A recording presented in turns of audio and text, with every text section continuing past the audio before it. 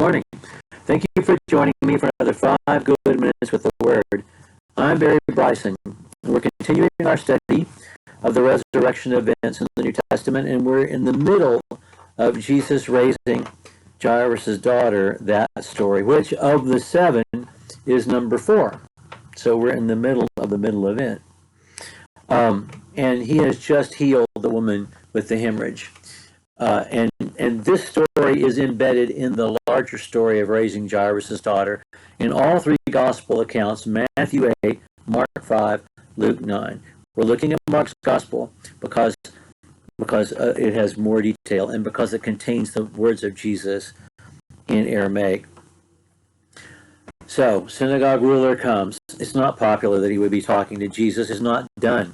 This is not going to help him with his employers, with the people to whom he is beholden. But his daughter, his baby girl, is sick. He falls at Jesus' feet. I need you to come. Just lay your hands on her. She's at the point of death. Jesus is coming. When they're interrupted by the woman with the hemorrhage. The woman with the hemorrhage that he heals provides she's necessary to the story. She's old. The child is young. Maybe not so young as we think at the beginning, but she's young. She's older. I don't know how old she is, but she's older. And the child is young. And she may be older than Jesus, likely is older than Jesus. But what does Jesus call her? He calls her daughter. He uses the same word that the synagogue ruler has used for his daughter. Daughter, this is my daughter. I need to take care of her on the way. And so he does. And your faith has made you well. Go in peace. The faith that she had, there's just so much detail there and so much that's cool. I mean, when we talked about Elijah and the son of the Shunammite woman, where he says, I have to talk to her because God hasn't told me anything about this yet. It just was an insight into what it was like for Elisha to be a prophet, the experience, just the physical experience of it, the mental experience of it. We have that here with Jesus healing the woman with the hemorrhage, just a physical experience. He felt the power go out. These 2 people simultaneously felt in their bodies the event happening, the healing happening. So it says in verse 35, while he was still speaking, they came from the house of the synagogue official saying, your daughter has died. Why trouble the teacher anymore? It is so awful and rude and blunt and hurtful to be this way, but you just understand clearly they don't want him talking to Jesus. They certainly don't want Jesus coming there and doing anything about it. But Jesus just looks him in the eye and says, don't be afraid, only believe. Now, the professional mourners are already there. These are people paid to mourn, and they would have been there, and they would have been many. They would have been there waiting to get started. They would have been there immediately, and they would have been paid well, and they would have wailed and wept and wept and wailed. But their heart's not in this. When Jesus says the child is not dead but asleep, they laugh at him. They were laughing at him. This is something that they just giggle or chuckle. It wasn't that it was awkward. They were laughing at him like he was an idiot. So what does Jesus do? He pushes them out of the house. He puts them out of the house. He puts them all out. It's interesting that the 3 disciples that he brings with him, Peter, James, and John, were told Peter, James, and John, the brother of James.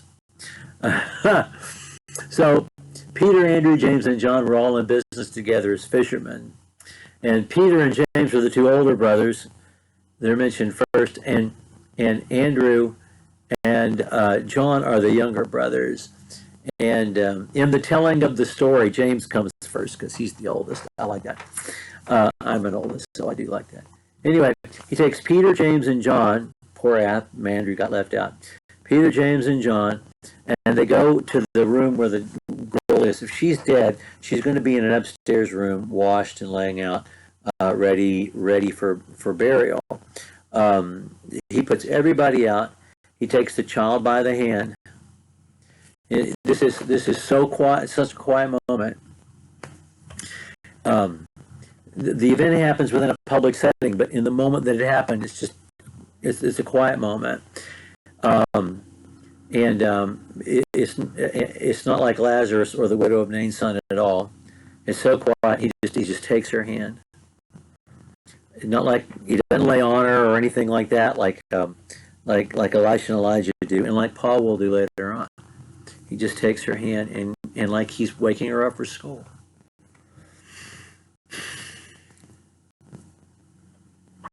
He says, "Get up, little girl." It's that simple. In just the previous chapter, in the storm when he's asleep in the back of the boat with his head on the seat cushion, and the disciples wake him up, "Don't you care that we're perishing?" And he wakes up and he looks at the storm and he says, "Be quiet." Calm. These are miracles very much in the style of Elisha, where you have real power, and you know you do, and you don't have to make a production out of everything. And that's even more spectacular than if you made it dramatic. And but this is just more than that. This is just a sweet, quiet moment, and respectful and loving to her parents, and more powerful for being all of that. He just takes her hand and he says, "Get up, little girl." And she gets up. And until we find out that she's 12. She's not a little girl. She's not 2. She's not 18 months old, which is what Mark is afraid we're going to think, because he tells her she gets up and walks around. Oh, did I tell you she's 12? But that's the way her father has described her, and that's the way her father sees her. And I'm a dad of 3 daughters and 3 granddaughters, and I understand perfectly, and still call them the pet names they had when they were little, and will as long as I'm alive. And Jesus used the same phrase. He uses the same words. And we had them in Aramaic, the way it sounded when they came out of his mouth. You know that the sound is still in Peter's ear when he's telling the story. And how wonderful it would have been to have been marked there and write it down. You know? But we do. We get to hear it ourselves in our own ears, because we know what it sounds like. It sounded like this, Talitha kum. Get up, little girl. That's all he said. And she did. And he treated her the same way her father would have. And it reminds us, as much as we love our kids, they're gifts from God. God loves them more. And we can never forget that. Okay. Well, his fame spreads, even though he says don't tell anybody.